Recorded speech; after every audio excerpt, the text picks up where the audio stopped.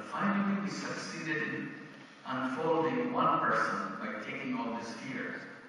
If she says, let me try, and if she tries, and if she's successful, neighbors around her will notice her.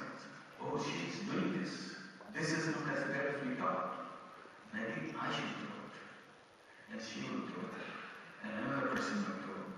And this is the process that we are waiting for. So, be patient. It took us 6 years to come to that point when we have equal number of board versus men and board. For 6 years we pursued it, we never gave up. So if you have a survey, if you're a bank like us, make a survey in the village, who would like to borrow money from us? You give it to your guy. All women say no, no, no, no. Men say yes, yes, yes, yes. Then you say yes, the survey is out, so we produce our methodology, we design our products to serve people who would like to work with us. But that's not how history is done.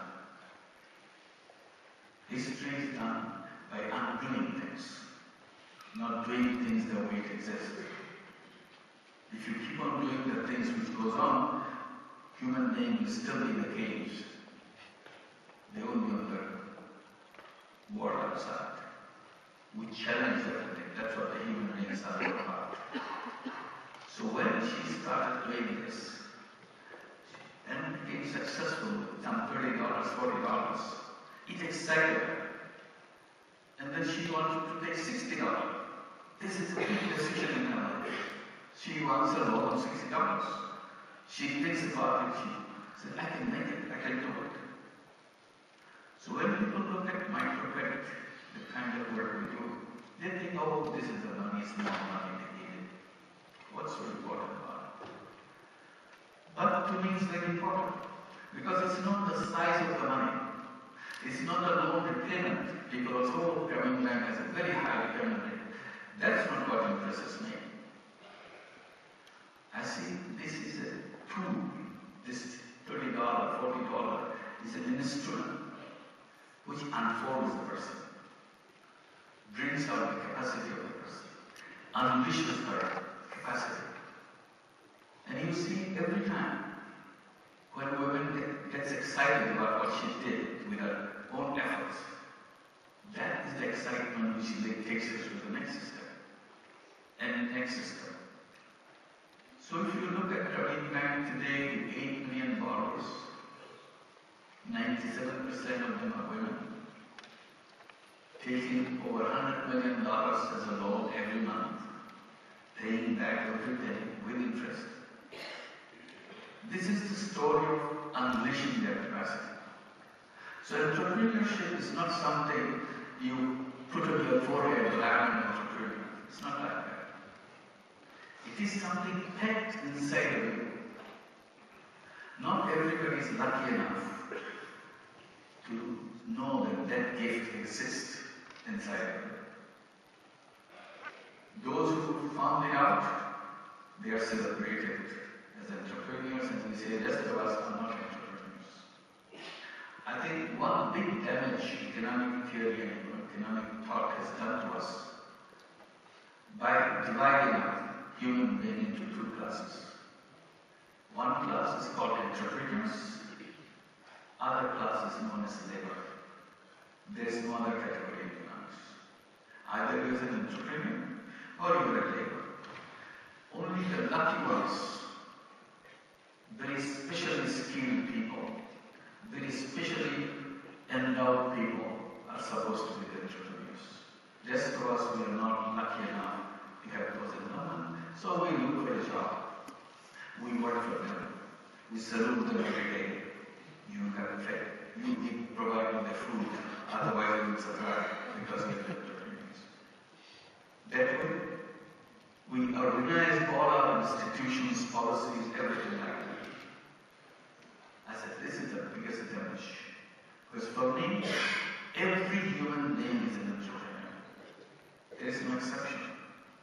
Simply, Society never gave us the opportunity, for many of us, billions of us, opportunity to look at the gift that we have inside us. The gift that we brought with us as a human being. We cannot even have a peek to see what is inside. It's a gift, never unwrapped. I said, this little money creates opportunity to unwrap that. And the rest of the thing is something she will take care of herself. The next one was more interesting because I got into debate all the time when I talk about microcredit, about entrepreneurship. People say, oh, microcredit is a great idea, but it works only for the entrepreneurial poor. Imagine what my reaction would be in a situation like that. I get very upset when people say things like that. Because I believe there is nothing called entrepreneurial growth. There's only human being as entrepreneurs. Every human being, whether you are poor, whether you are rich, whether you are destitute, doesn't matter. You are a human being. As a human being, you are, number one, you are an entrepreneur. So there is this category calling some people as entrepreneurial poor. You are denying the existence and ability of the rest of the poor people. I try to explain this much as I can. People who say this kind of thing, they don't stop. About 4 years back, after I got into this debate again, I said, oh my God, let me try it out. Let me demonstrate to people that how wrong they are. So we started the program with beggars, exclusively giving loan to beggars. We always gave loan to beggars, but among many there were beggars. But this one, exclusively for beggars. We made special rules for them. The rule is, there is no rule for you. That's the rule. And address the beggars. Okay.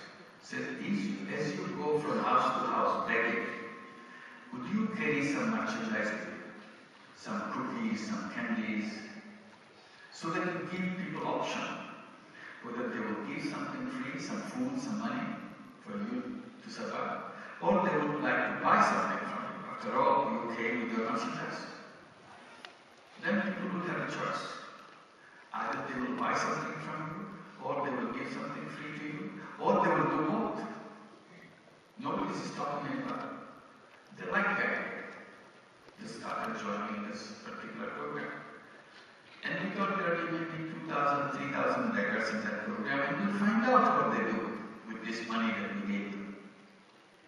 Today there are more than 100,000 beggars in that program. More than 17,000 have stopped begging completely, because in the meantime they have become successful door-to-door salespersons. Remaining 100,000 or 90,000 or so, they, I would say, are more or less part-time beggars. Sometimes begging, sometimes selling. They even tell me which house is good for begging, which house is good for selling. I joke with my colleagues and tell them, look, they never went to the Harvard Business School, but they know market segmentation.